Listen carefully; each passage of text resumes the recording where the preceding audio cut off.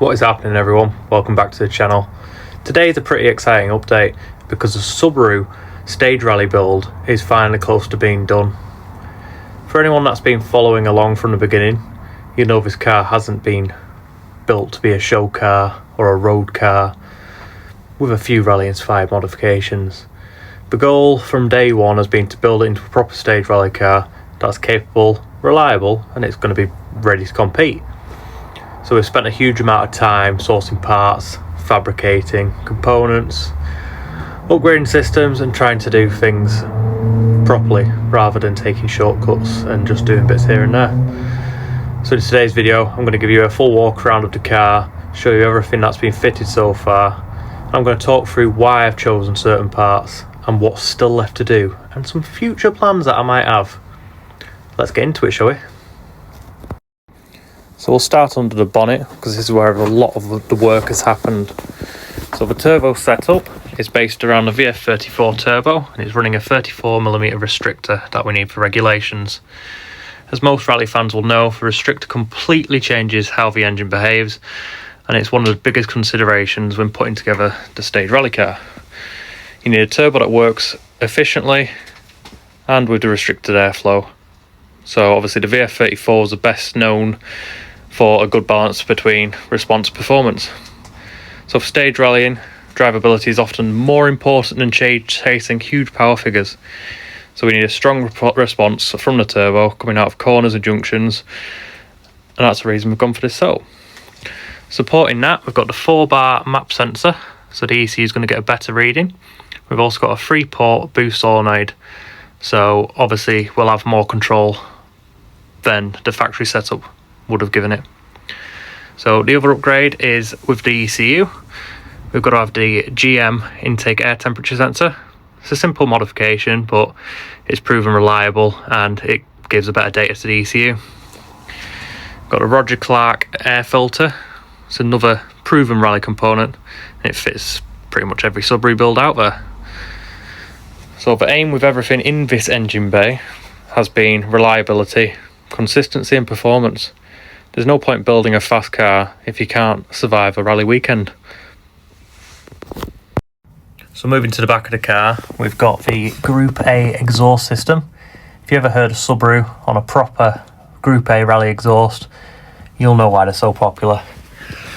Apart from it sounding fantastic, it actually allows the engine to breathe properly. It suits the rally setup perfectly. It's one of those modifications that can completely change the character of the car and it really feels like a competition machine.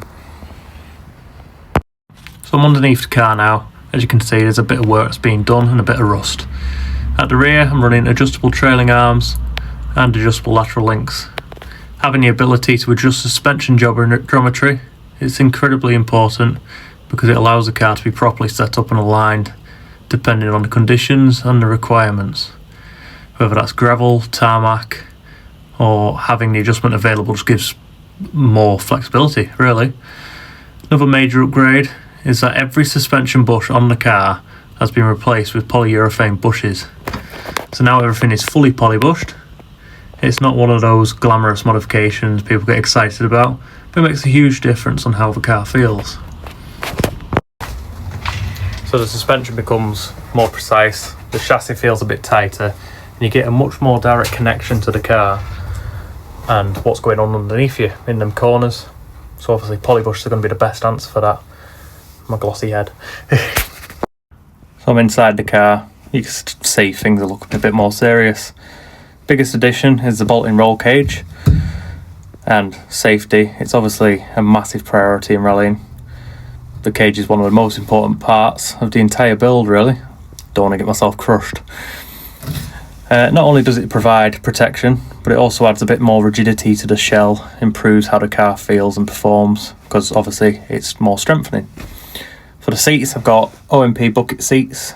They're comfortable-ish, supportive, and hold you firmly in position when you're going fast through the forest or through corners. And also when things start getting a bit rough. I've got the hydraulic handbrake fitted. No rally build would really feel complete without a hydraulic handbrake, would it? It's part of the setup. Another major thing with the braking system is we deleted the ABS system. So the ABS has been removed and it's been replaced with dedicated brake lines.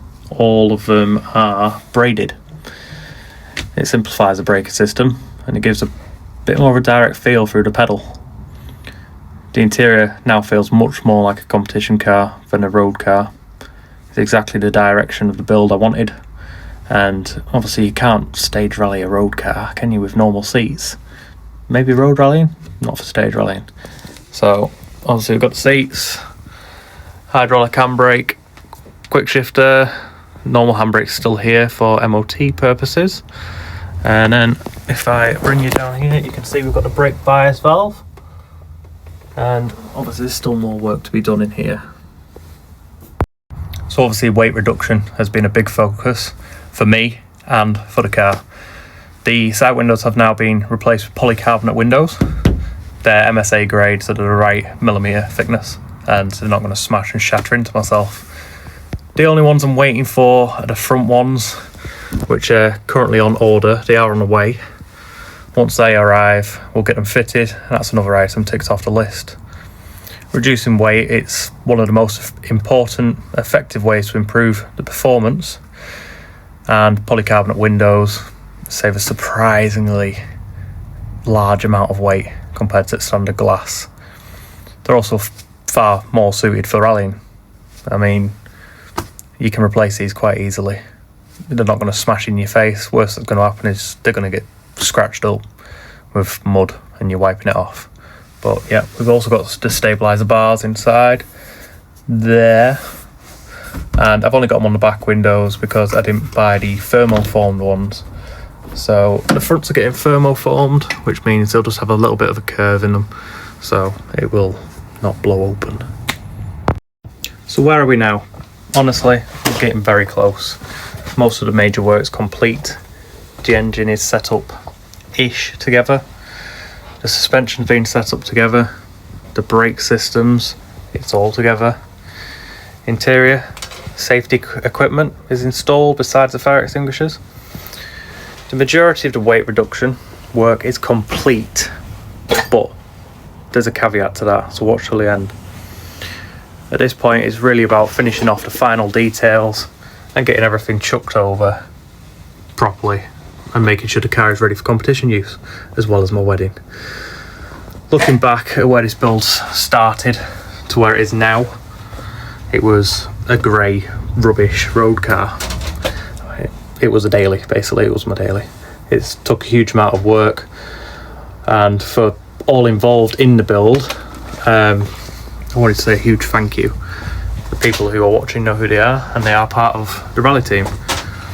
And obviously, K Anderson Rally Team. We're on Facebook as K Anderson Racing, and on TikTok and YouTube, obviously. So obviously there's been a huge amount of work, and it took a lot of involvement from the team and me. Lots of late nights and quite a few years. It's starting to finally look and feel like a stage rally car, and it's the way I've always wanted it to be. So of course, once a project is nearly finished, that's when new ideas start popping into your head. One thing I've been thinking about recently is giving the car a full WRC-style wide arch conversion. It's definitely not happening yet, but just to think, a proper WRC inspired wide arch setup would completely transform the look of the car and really give it that aggressive rally car appearance. So let me know what you think in the comments.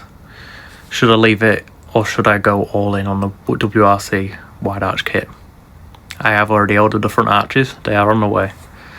If you've enjoyed this update, make sure to like the video, subscribe to the channel, and also follow along, because we're getting very close to seeing what this car can actually do and put it through what it was built for.